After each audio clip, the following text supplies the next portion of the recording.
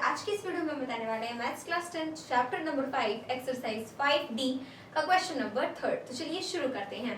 इस क्वेश्चन में बोला जा रहा है if 18a b minus 3 are in AP then find the value of 2a minus b।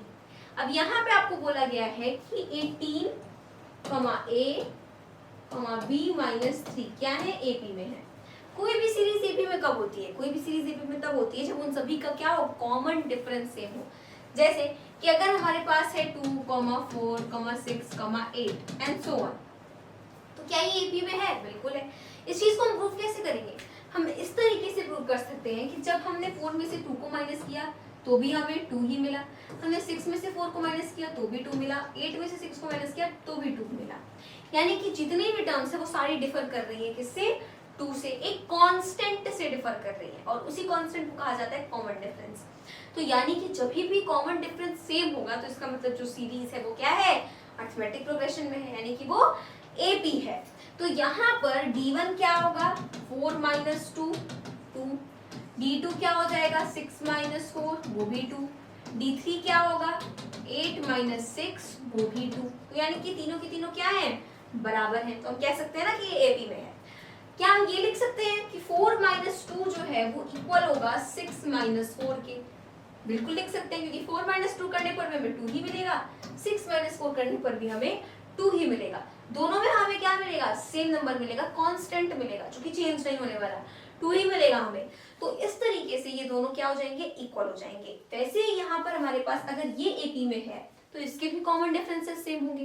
तो जब इसके कॉमन डिफरेंस सेम होंगे तो हम एक चीज कर सकते हैं जो कि है a माइनस 18, और हम साथ में कर सकते हैं b माइनस 3 माइनस a। पहले के क्वेश्चन में क्या होता था कि सिर्फ एक वेरिएबल होता था, हमें उसकी वैल्यू फाइंड करनी होती थी। यहाँ पे 2 वेरिएबल है, तो हम क्या करेंगे, जब हमने a माइनस 18 करा है तो ये किसके इक्वल है, ये b माइनस 3 माइनस a के इक्वल है। ठीक है, अब यहाँ पे क्या होगा कि a माइनस 18, यहां से हमें a की वैल्यू मिल जाएगी जो कि हो गया, a को हम इधर ले आएंगे तो a प्लस a, एंड उसके बाद इधर आ जाएगा माइनस b माइनस 3, 18 उधर गया तो प्लस 18 हो गया। तो 2a minus b is equals to क्या हो जाएगा, माइनस 3 प्लस 8, 18 प्लस 18, तो ये हमारा हो जाएगा 18 में से 3 जाएगा तो 15। तो 2a माइनस b की वैल्यू आ गई 15। क्या हमें यही फाइंड करना था क्वेश्चन में, यही फाइंड करना था। तो हमें कुछ और सोचना ही नहीं है, बस जो दिया है उसको इक्वल करके सॉल्व कर देना है, हमारा आंसर आ जाएगा। कुछ लोग यहाँ पे सोचेंगे कि 2 वेरिएबल है, इसको कैसे सॉल्व होगा, इसमें हमें a की वैल्यू निकालनी पड़ेगी, b की भी वैल्यू निकालनी पड़ेगी, फिर उसको हमें पुट करना पड़ेगा। उससे अच्छा क्या है, उससे अच्छा ये है कि हम 2a माइनस b सॉल्व करके ही निकाल सकते हैं। हमने सिर्फ इन दोनों को इक्वल रखा है, हम सॉल्व करते ही 2a माइनस b मिल गया और उसकी वैल्यू क्या आ गई, 15। So this is our answer. मिलते हैं अपने अगले वीडियो में, तब तक के लिए सभी दोस्तों को मेरी तरफ से जय हिंद, जय भारत।